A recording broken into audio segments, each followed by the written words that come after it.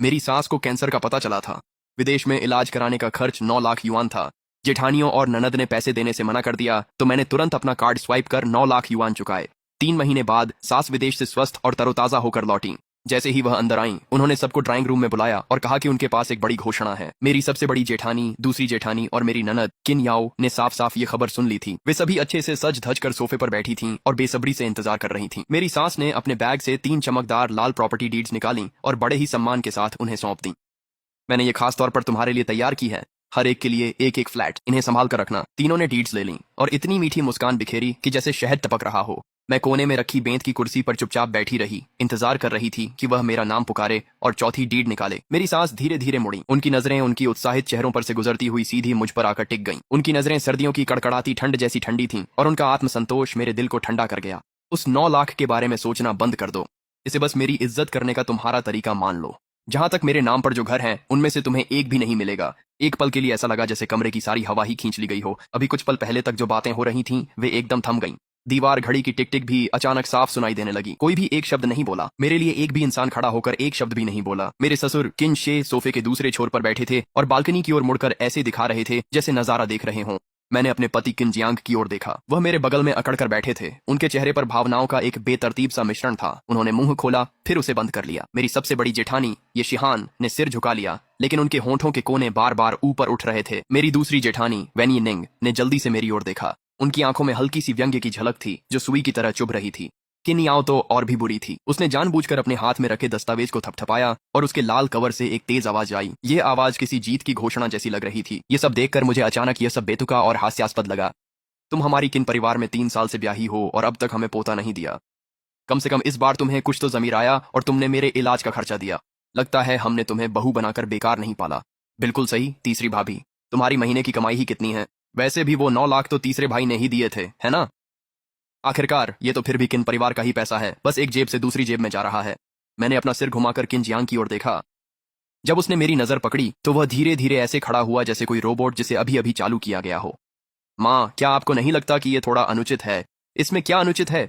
ये मकान मैंने अपनी कमाई से खरीदे हैं। मैं जिसे चाहूं दे सकती हूँ। तुम मेरे अपने बेटे हो। क्या सच में तुम किसी बाहरी का पक्ष लोगे? किन जियांग एकदम से ऐसे बैठ गया जैसे किसी फूले हुए गुब्बारे की हवा निकल गई हो। उसने आज्ञाकारी ढंग से अपना मुंह बंद कर लिया, सिर झुका लिया और एक शब्द भी कहने की हिम्मत नहीं की। उसी पल मेरी बची खुची उम्मीद भी धुएं की तरह उड़ गई। ये देखकर ये शिहान ने तुरंत सुलह कराने वाले का चेहरा ओढ़ लिया। अरे दीदी, इतना मत सोचिए। माँ, ये सब इसलिए कर रही हैं क्योंकि उन्हें आप लोगों की फिक्र है। आपके पास अभी भी पैसे कमाने के बहुत मौके होंगे। हमारे जैसे नहीं, हमारे ऊपर बुजुर्ग हैं और नीचे बच्चों की देखभाल करनी है। बिल्कुल सही। माँ तो हमेशा से ही तीसरे भाई को सबसे ज्यादा प्यार करती रही हैं, तो जाहिर है कि उन्हें आपकी भी फिक्र है। उस पैसे को बस ऐसा समझिए कि वो फिलहाल माँ के पास रखा है। अगर आपको कभी कोई परेशानी आ जाए तो क्या माँ आपकी मदद नहीं करेंगी? वे दोनों एक दूसरे का पूरा साथ देते हुए ऐसे बोल रहे थे जैसे पहले से रिहर्सल की हो। किनशिया ने जोर से खांसा जैसे वह कुछ कहना चाहते हो, लेकिन जैसे ही उन्होंने मुंह खोला, मेरी सास ने उन्हें तीखी नजरों से देखा और वे तुरंत सिर झुकाकर बैठ गए। जल्द ही ड्राइंग रूम फिर से चहल पहल से भर गया। मेरी जेठानियों ने घर की सजावट की शैलियों पर चर्चा शुरू कर दी। एक को यूरोपीय शैली चाहिए थी, दूसरी को आधुनिक। किन याओ तो और भी नाटकीय थीं। वे उत्साहित होकर इशारों में बता रही थीं कि उनके लग्जरी अपार्टमेंट में गेम रूम कितना बड़ा होगा। अब किसी ने मेरी ओर नहीं देखा। ठीक उसी समय मेरा फोन अचानक वाइब्रेट करने लगा। बिना किसी भाव के मैंने अपना फोन निकाला। एक नया ईमेल आया था। भेजने वाला था म्यूनिक इंटरनेशनल कैंसर सेंटर। विषय में लिखा था, मरीज सुश्री वांग आइना के फॉलोअप उपचार योजना की अंतिम पुष्टि। मैंने ईमेल खोला और जल्दी से पढ़ा। फिर मेरी नजर आखिर में लिखी एक छोटी सी लाइन पर टिक गई। प्रिय श्रीमती सुवान, कृपया 12 घंटे के भीतर पुष्टि करें कि क्या आप इस उपचार योजना को शुरू करना चाहती हैं। यदि हमें पुष्टि प्राप्त नहीं होती है तो हम योजना को रद्द कर देंगे और आरक्षित चिकित्सा संसाधनों को मुक्त कर देंगे। मैंने रद्द शब्द को बहुत देर तक घूरा। बड़े बेटे की पत्नी, तुम्हारा अपार्टमेंट शहर के बीचों बीच है, पूरे 200 वर्ग मीटर का। बिल्कुल बाहर ही एक बड़ा मॉल है। तुम्हारे लिए खरीदारी करना बहुत ही सुविधाजनक होगा। मंझले बेटे की पत्नी, तुम्हें जो मिला है वह एक शीर्ष स्कूल जिले में है, 120 वर्ग मीटर का। अब तुम्हें अपने बच्चे की पढ़ाई की चिंता नहीं करनी पड़ेगी। और छिन याओ, तुम्हारा वाला सबसे बड़ा है। वह नए विकसित इलाके में है, सबसे बेहतरीन दृश्य वाला एक लग्जरी अपार्टमेंट। हर अपार्टमेंट का परिचय देते समय वे तीनों और भी ज्यादा खुश नजर आ रहे थे। वे तीनों लाल प्रॉपर्टी डीड्स उनके हाथों में बार बार मसलते हुए इतनी चमकने लगीं मानो और भी ज्यादा दमक उठी हों। मैं ठंडेपन से देख रही थी। उनके चेहरों पर लालच और आत्मसंतुष्टि साफ झलक रही थी। ये तो कमाल है। ये तीनों अपार्टमेंट मिलाकर कम से कम 20 लाख युआन के तो होंगे ही, है ना? बिल्कुल। ये सब तुम्हारे पापा और मैंने पूरी जिंदगी की कमाई से जोड़ा है। अगर मैं ये तुम्हें नहीं दूंगी तो और किसे दूंगी? तुम मेरे चुकाए 9 लाख युआन क्या बेकार गए? सबकी नजरें मुझ पर सर्च लाइट की तरह टिक गईं।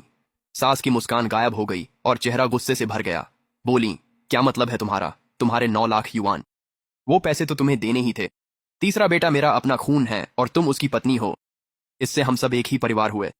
मेरे इलाज का खर्च उठाना तुम्हारा फर्ज है। मैंने चुपचाप फर्ज है शब्द दोहराए और मेरे मुंह में कड़वाहट फैल गई।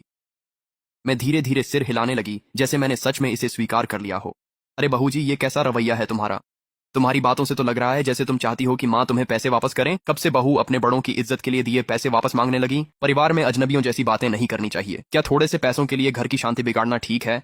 वैसे भी जब आप बड़ों का सम्मान कर रहे हैं तो उस पर शर्तें कैसे लगा सकते हैं? अगर ये बात बाहर निकल गई तो लोग किन परिवार के बारे में क्या सोचेंगे? वे बार बार मुझ पर एक के बाद एक नैतिकता के ठप्पे लगाते रहे। उनके भद्दे चेहरे देखकर मुझे अचानक लगा कि उनसे एक शब्द भी और कहना खुद का अपमान होगा। मैं उठी और अपनी जेब से फोन निकाल लिया। मैंने कभी भी वो पैसे वापस मांगने का इरादा नहीं किया था। मैं बस अपना अंतिम फैसला लेने से पहले एक बात की पुष्टि करना चाहती हूँ। मेरी सास ने मुझे संदेह भरी नजरों से घूरा और झुंझलाकर पूछा कि मैं क्या करने जा रही हूँ और चेतावनी दी कि कोई चाल न चलूं। मैंने उनकी ओर देखा और अचानक मुस्कुरा दी। फिर सबके सामने मैंने धीरे से कॉल बटन दबाया और स्पीकर फोन ऑन कर दिया। कुछ सेकंड बाद कॉल कनेक्ट हो गई। Hello, Munich international cancer centre. कमरे में सभी लोग एकदम ठिठक गए। उनकी आंखों में हैरानी और अविश्वास झलक रहा था। मैंने भी उतनी ही धारा प्रवाह अंग्रेजी में जवाब दिया। किनछेंग मुझे हैरानी से घूरने लगे।